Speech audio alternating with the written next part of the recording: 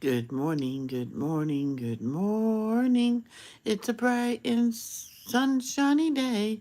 Hey, well, that's the first for devotions. I already have a like, and there's no one here. That's the people that they put like, they like it for when they can't watch it yet, and then they come back later to watch it.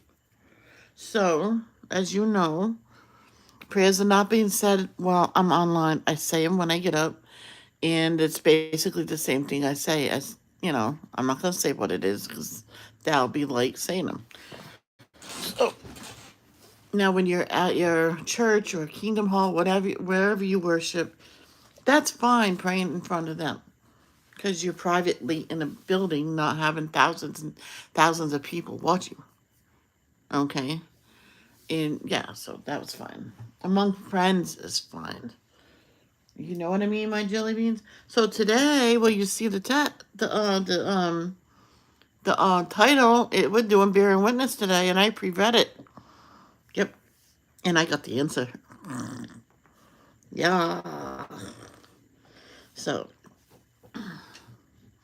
so if you are the one that's watching some a replay and you feel like you have to pray right before you do, you can, and I can do it right now too, and I'll just mute it. But I feel better just do it before. So before you start, before you click on my video, if you already did, that's fine. But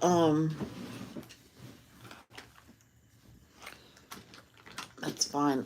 You just I gotta add more tape to my cord just to make it a little strong in one certain area.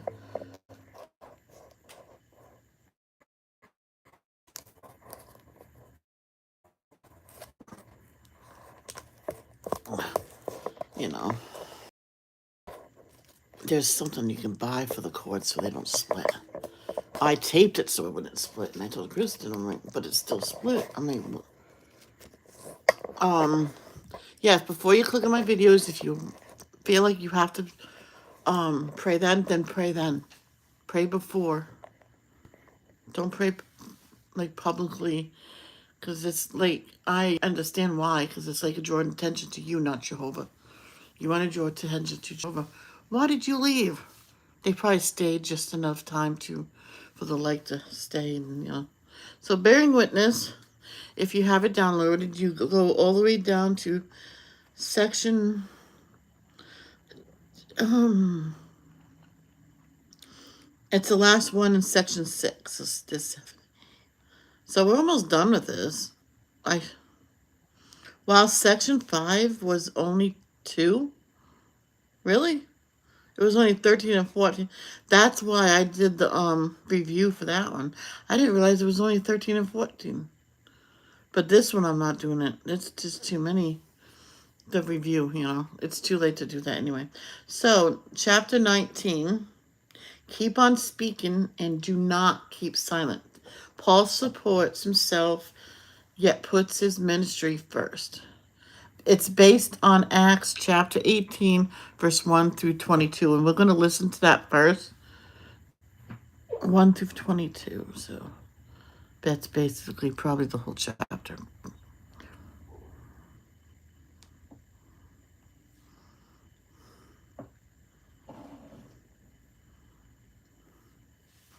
Are you going to play? Chapter 18. There we go. Oh, you can't see it either. After this, he departed from Athens and came to Corinth. And he found a Jew named Aquila, a native of Pontus, who had recently come from Italy with Priscilla his wife, because Claudius had ordered all the Jews to leave Rome. So he went to them, and because he had the same trade, he stayed. Chapter 18. After this, he departed from Athens and came to Corinth. Oh, you know why it restarted? Because I didn't think it was starting yet, and I pressed play. So that's why it restarted. And he found a Jew named Aquila, a native of Pontus, who had recently come from Italy with Priscilla his wife, because Claudius had ordered all the Jews to leave Rome. So he went to them, and because he had the same trade, he stayed at their home and worked with them, for they were tent makers by trade. He would give a talk in the synagogue every Sabbath and would persuade Jews and Greeks. When now both Silas and Timothy came down from Macedonia, Paul began to be intensely occupied with the word, witnessing to the Jews to prove that Jesus is the Christ. But after they kept on opposing him and speaking abusively, he shook out his garments and said to them, "Let your blood be on your own heads. I am clean. From now on, I will go to people of the nations." So he transferred from there and went into the house of a man named Titius Justus, a worshiper of God, whose house adjoined the synagogue. But Crispus, the presiding officer of the synagogue, became a believer in the Lord, along with all his household. And many of the Corinthians who heard began to believe and be baptized. Moreover, the Lord said to Paul in a vision by night, "Do not be afraid, but keep on speaking, and do not keep silent. For I am with you, and no man will assault you to harm you. For I have many people in this city." So he stayed there for 1 year and 6 months, teaching the word of God among them. While Gallio was proconsul of Achaia, the Jews made a concerted attack against Paul and led him to the judgment seat, saying, "This man is persuading people to worship God in a way contrary to the law." But as Paul was about to speak, Gallio said to the Jews, "If indeed it were some wrong or a serious crime, O Jews, it would be reasonable for me to hear you out patiently. But if it is controversies over speech and names in your own law, you yourselves must see to it. I do not wish to be a judge of these things." With that he drove them away from the judgment seat. So they all seized Sosthenes, the presiding officer of the synagogue, and began beating him in front of the judgment seat. But Gallio would not get involved at all with these things. However, after staying quite a few days longer, Paul said goodbye to the brothers and sailed away for Syria, accompanied by Priscilla and Aquila. He had his hair clipped short in Cenchrea, for he had made a vow. So they arrived at Ephesus, and he left them there. But he entered the synagogue and reasoned with the Jews. Although they kept requesting him to stay longer, he would not consent, but said goodbye, and told them, "I will return to you again, if Jehovah is willing." And he put out to sea from Ephesus, and came down to Caesarea. And he went up and greeted the congregation, and then went down to Antioch. Yep, it's not the whole chapter, it's only part of it. So, chapters 1 through 3 question. Why has the Apostle Paul come to Corinth? And what challenges does he face? It is the latter part of 50 CE. The Apostle Paul is in Corinth, a wealthy trade center that hosts a large population of Greeks, Romans, and Jews. Paul has not come here to buy or sell goods or to look for secular work. He has come to Corinth for a far more important reason, to bear witness about God's kingdom. Still, Paul needs a place to stay, and he is determined not to be a financial burden on others. He does not want to give anyone the impression that he is living off the word of God, but will he do? What will he do? Paul knows a trade, tent making. Making tents is not easy, but he is willing to work with his hands to support himself. Will he find employment here in this bustling city? Will he locate a suitable place to stay? Although faced with these challenges, Paul does not lose sight of his main work, the ministry. As matters turn out, Paul stayed in Corinth for some time. In his ministry, there bore much fruit.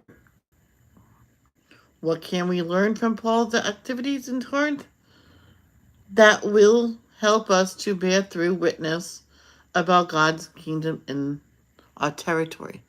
There's a box to read. I was supposed to read that after chapter 1. Sorry, I forgot about it. So the box says Corinth, master of two seas. Ancient Corinth lay on an isthmus between the Greek mainland and the southern peninsula. The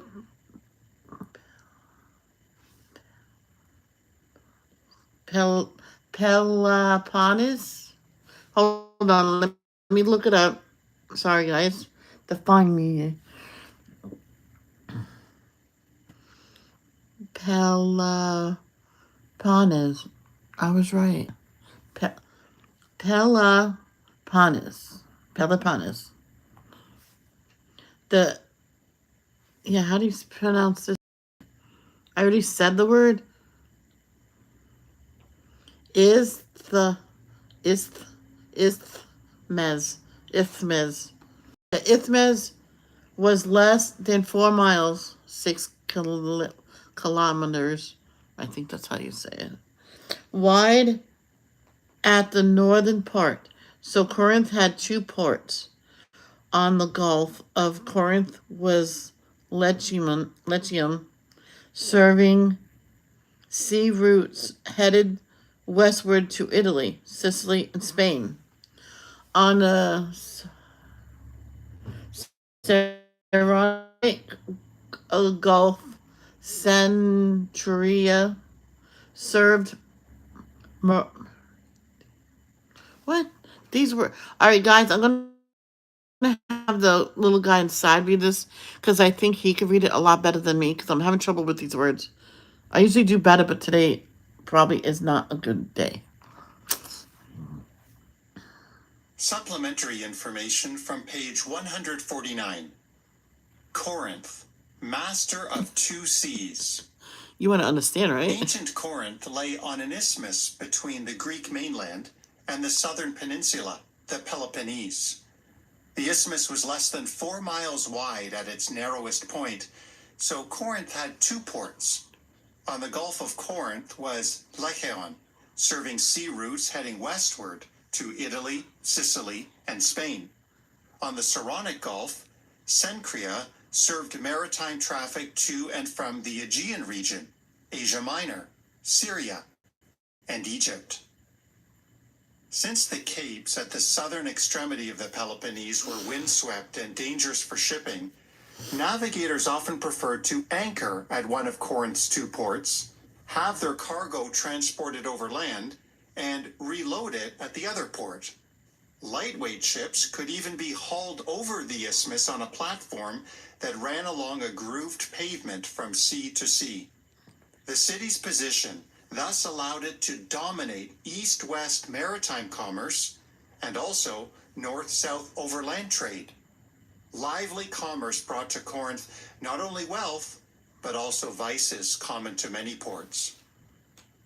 In the Apostle Paul's day, Corinth was the capital of the Roman province of Achaia and an important administrative center. The religious diversity of the city is attested to by the presence of a temple for the imperial cult, shrines and temples dedicated to numerous Greek and Egyptian divinities, and a Jewish synagogue. The athletic competitions held Wait, stop. Sorry about that. I'll start it from the beginning of that paragraph. But there's a passage to read. Acts chapter 18, verse 4. I always pronounce it wrong. A-C-T-S, Acts. It sounds like you're saying axe, like an axe that you chop wood up, or something else. Acts. There you go. It's hard for me to do that word. Acts chapter 18, verse 4. He would give a talk in the synagogue every Sabbath and would persuade Jews and Greeks. Yeah.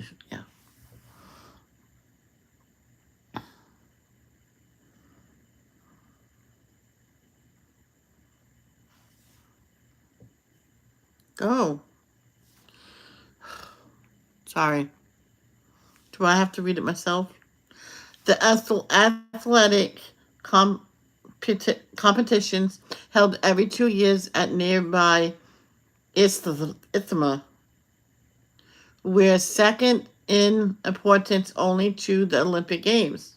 The Apostle Paul would have been in Corinth during the Games of 51 CE. Hence, comments on Bible Directory. The athletic competitions. It can hardly be coincidental that his first use of athletic imagery appears in a letter to Corinth. 1 Corinthians chapter 9, verses 24 through 27. Do you not know that the runners in a race all run, but only one receives the prize? Run in such a way that you may win it. Now, everyone competing in a contest experiences self-control in all things. Of course, they do it to receive a crown that can perish, but we one that does not perish. Therefore, the way I am running is not aimlessly. The way I am aiming my bows is so as not to be striking the air.